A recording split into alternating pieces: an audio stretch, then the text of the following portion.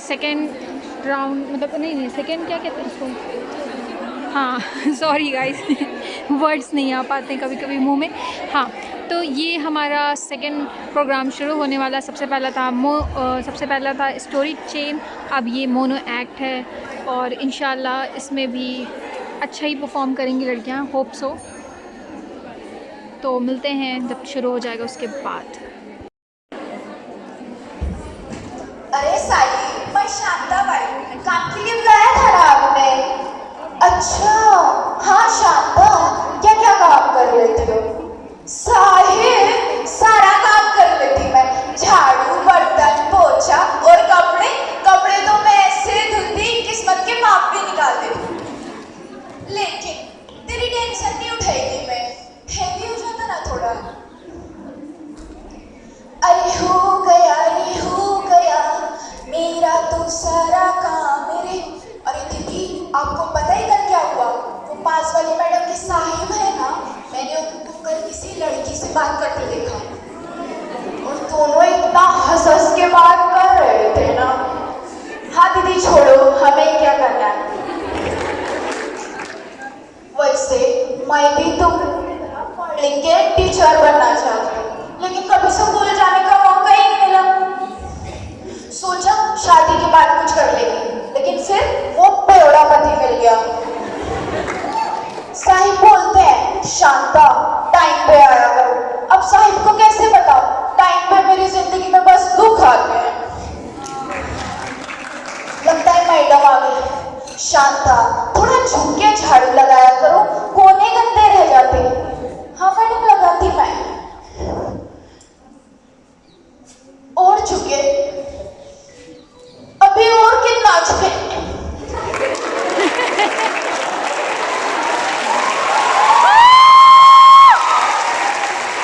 Madam, इतना काफी है या पताल लोक में चली जाए? अक्का भाई, इतना चिक कर देना ये लोग। एक दिन मैडम का बेटा बोलता, मम्मी शांता दीदी ने हमारे ग्लास से पानी पी लिया। इस पे मैडम बोलती, शांता हाइजीन का बेसिक सेंस नहीं है क्या तुम्हें? तुमसे कितनी बार कहा है अपने बर्तन अलग रखा करो। और हाँ, अगर अगली बार मैंने तुम्हें सोफे पे बैठा देखा ना, काम से निकाल दूंगी तुम्हें। मैडम, अब खाना मेरे हाथों का खाते हो, बर्तन मेरे से धुलवाते हो, यहाँ तक कि ये फर्श तक मैं चमकाती है और फिर बोलते शांता सोफे पे मत बैठो। अरे मैडम, तुम्हारा कुत्ता तक सोफे पे बैठता और शांता जमीन पे। क्या मुझे काम से निकालोगे? मैं खुद ही छोड़ दी है। 2000 बल्ली के लिए इतनी मगजमारी नहीं करती Shanta.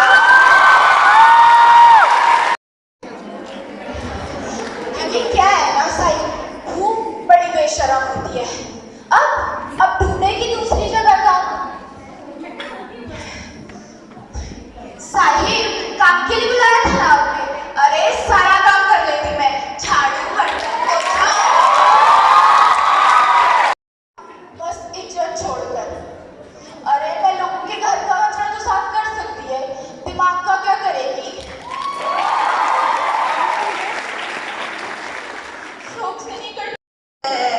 This is a mono act.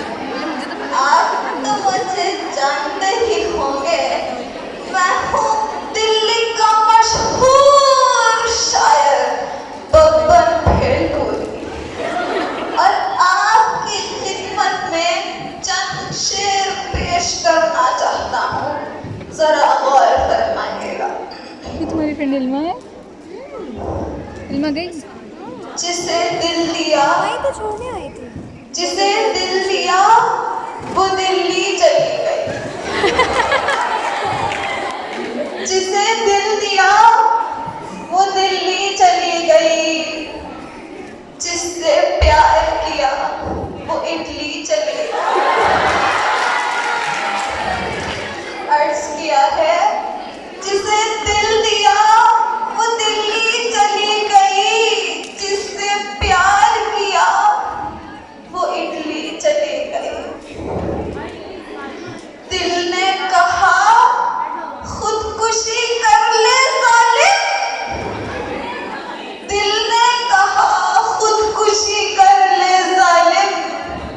बिजली को हाथ लगाया तो बिजली चली।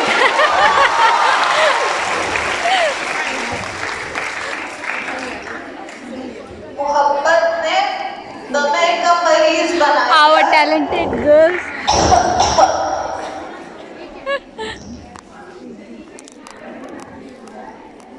एक दूसरा शेर अर्ज करना चाहता हूँ, जरा गौर फरमाइए। नजर से नजर मिलाओ तो देखे तुम्हें जानम।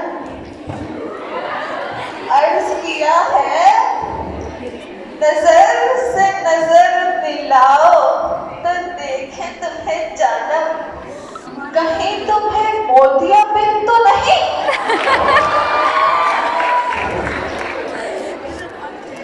एक और शेर अर्ज करना चाहता हूँ, मुलाहिजा फरमाइए। काला है रंग तुम्हारा फरिश्तों की भूल से। काला है रंग तुम्हारा फरिश्तों की भूल से। दिल लगा रहे थे स्याही बिखर गई। आखिरी शेर अर्ज करना चाहता हूँ, मुलाहिजा फरमाएं। हमने उनकी याद में रो रो कर टप्पड़ दिए। हमने उनकी याद में रो रो कर टप्पड़ दिए।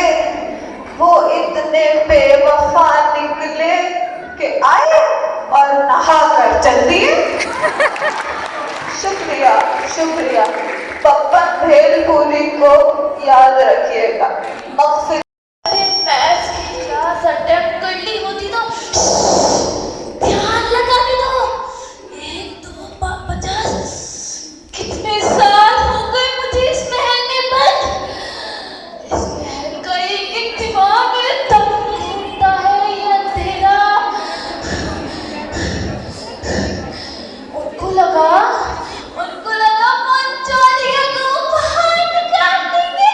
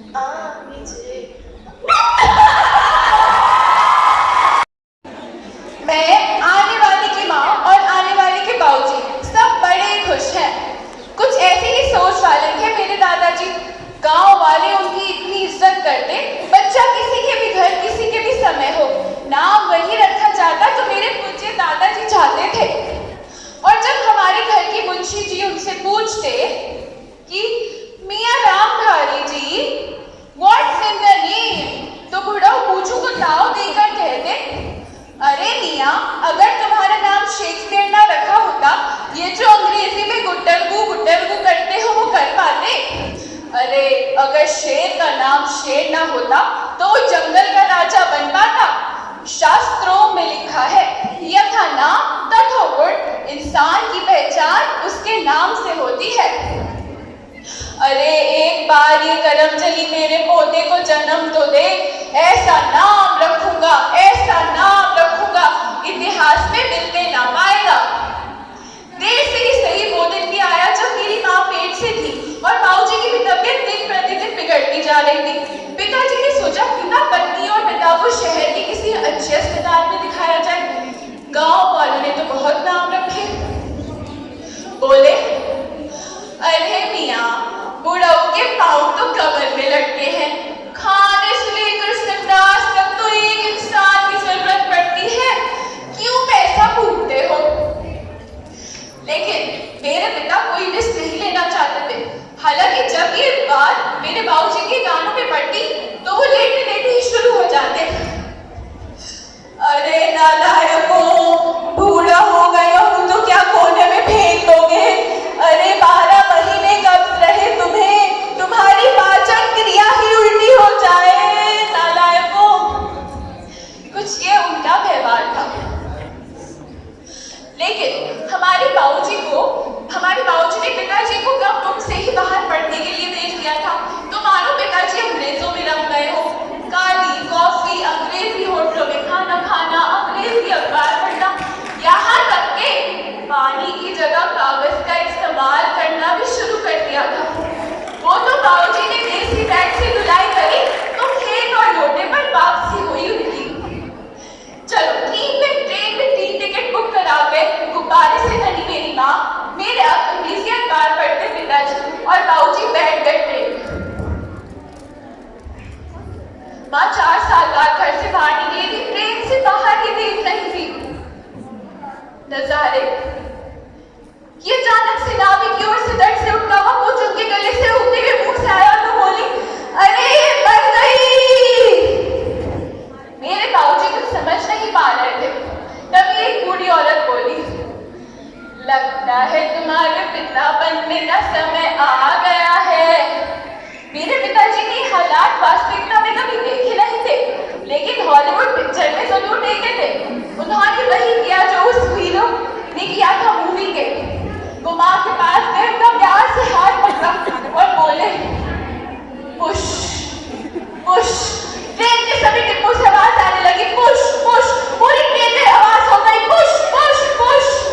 तभी मानो गुब्बारों में किसी ने सुई चुभोई और गुब्बारा वापस पलटा हो चुका था। तभी पीछे से आवाज आई, अरे कोई तुलसी और गंगा जल लाओ, बुढ़ऊ के भी स्वर्गीय होने का समय आ गया हो। मेरे पिताजी बाबूजी के पास गए और बोले, बाबूजी नाम। तब कुछ ऐसा हुआ जिसे आप या तो मेरा दुर्भाग्य समझ लीजिए या फिर ऊपर वाले का चमत्कार। मेरे बाबूजी ने यादें रमजान से 2 शब्द लेकर अपने अंतिम 2 शब्द बोले, पुश पुश पुश पुश।